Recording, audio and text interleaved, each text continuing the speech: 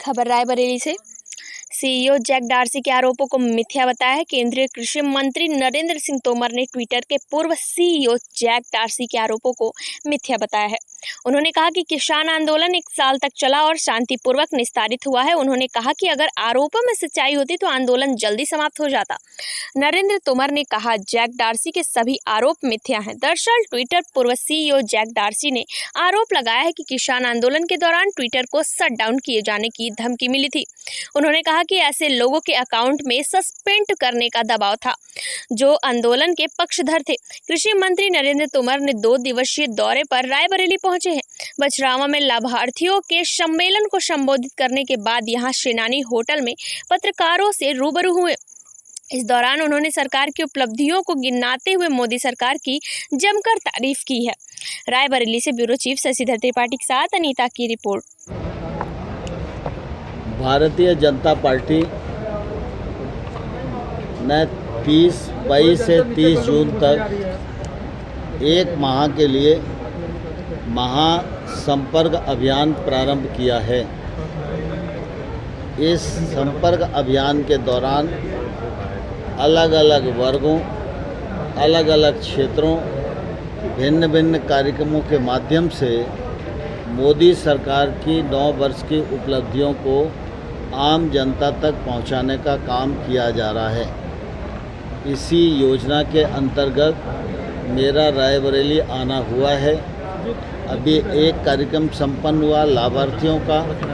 3 बजे बुद्धिजीवियों से मिलेंगे। कल जनसभा होगी और अनेक प्रकार के कार्यक्रम होंगे। मोदी सरकार ने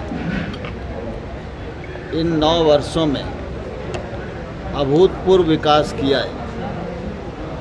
देश में गरीबी उन्मूलन की दृष्टि से जो काम हुआ है उसकी तुलना किसी से नहीं की जा सकती। भ्रष्टाचार पर नियंत्रण हुआ है। टेक्नोलॉजी का उपयोग बढ़ा है। इसके परिणाम भी आज सामने आने लगे हैं। भारत दुनिया की सबसे तेज़ी के साथ आगे बढ़ने वाली अर्थव्यवस्था है। इसको आज दुनिया कहने लगी है। मंत्री जी, रायबरेली आगमन हुआ है, दौरे पर हैं, क्या चीजें देखने को मिल रही हैं, क्या चीजें प्रायोरिटी पे रहेंगी आपके? भारतीय जनता पार्टी ने 22 से 30 जून तक 1 माह के लिए महासंपर्क अभियान प्रारंभ किया है। इस संपर्क अभियान के दौरान अलग अलग वर्गों, अलग अलग क्षेत्रों, भिन्न भिन्न कार्यक्रमों के माध्यम से मोदी सरकार की 9 वर्ष की उपलब्धियों को आम जनता तक पहुंचाने का काम किया जा रहा है। इसी योजना के अंतर्गत मेरा रायबरेली आना हुआ है। अभी एक कार्यक्रम संपन्न हुआ लाभार्थियों का। 3 बजे बुद्धिजीवियों से मिलेंगे। कल जनसभा होगी और अनेक प्रकार के कार्यक्रम होंगे। मोदी सरकार ने इन 9 वर्षों में अभूतपूर्व विकास किया है। देश में गरीबी उन्मूलन की दृष्टि से जो काम हुआ है उसकी तुलना किसी से नहीं की जा सकती। भ्रष्टाचार पर नियंत्रण हुआ है। टेक्नोलॉजी का उपयोग बढ़ा है। इसके परिणाम भी आज सामने आने लगे हैं। भारत दुनिया की सबसे तेजी के साथ आगे बढ़ने वाली अर्थव्यवस्था है। इसको आज दुनिया कहने लगी है। भारत में मोदी जी के नेतृत्व में कानूनी सुधार भी किया जा रहा है जिससे कि भारत आगे बढ़े, रोजगार के अवसर खुलें। Make in India, startup India, stand up India, skill India के लिए जो काम मोदी जी के नेतृत्व में हुआ है आज उसका परिणाम हम सब लोगों को परिलक्षित हो रहा है। यूपीए सरकार घोटालों की सरकार थी। 9 वर्ष हो गए हैं। मोदी जी की सरकार पर कोई भी उंगली उठाने वाला नहीं है। ट्रांसपेरेंसी के साथ ईमानदारी से सरकार चल रही है और भारत की प्रतिष्ठा दुनिया में भी बढ़ रही है। और भारत आंतरिक रूप से भी मजबूत हो रहा है। मंत्री जी ये बताइए कि उज्ज्वला योजना का गरीबों को तो लाभ मिल रहा है, सब्सिडी दी जा रही है, लेकिन मध्यम तबके को ऐसा मिल रहा है। फिर इसमें जो सब्सिडी आ रही है वो नाम मात्र की आ रही है। क्या सब्सिडी बिल्कुल खत्म करने की योजना है मध्यम वर्ग के? नहीं, ऐसा नहीं है। सब्सिडी के लिए जो पात्र व्यक्ति है उन तक सब्सिडी पहुंच रही है, और जिन लोगों ने सब्सिडी सरेंडर कर दी है वो सक्षम है, और गरीब लोगों को भी बराबरी पर लाना और गैर बराबरी को समाप्त करना, यह तो निश्चित रूप से सामयिक कदम है। इसके लिए मोदी जी की प्रशंसा की जानी चाहिए। मंत्री जी, मोदी सरकार के लिए रायबरेली जो लोकसभा सीट है वो कितना मायने रख रही है, क्योंकि अभी तक भाजपा कभी काबिज नहीं हो पाई।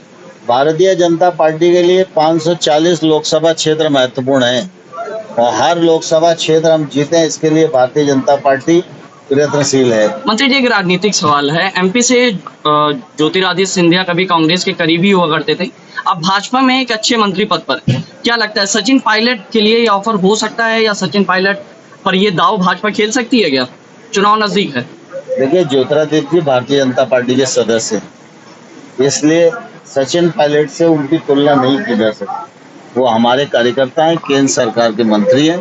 सचिन पायलट कांग्रेस के नेता हैं, और वो कांग्रेस में आंतरिक क्या चल रहा है इस पर तो मैं कुछ नहीं बता सकता। अखिलेश यादव कहना है कि 80 सीटें वो लेंगे इस बार लोकसभा चुनाव में जीतेंगे यहाँ।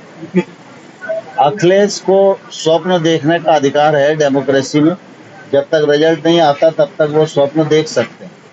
मंत्री जी, ट्विटर के जो पूर्व सीईओ हैं जैक डोर्सी, उन्होंने आरोप लगाया कि किसान आंदोलन के दौरान जो है धमकी मिली थी सरकार की तरफ से।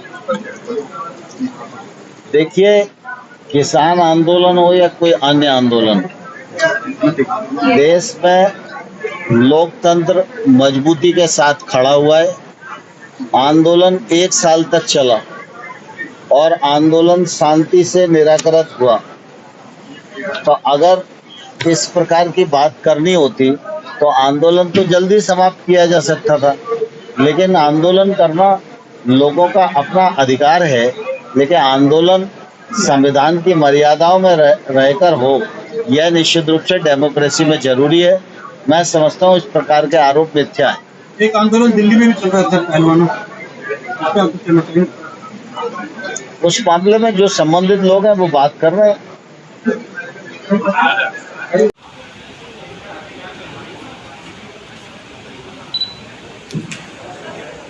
पत्रकार बंधुओं,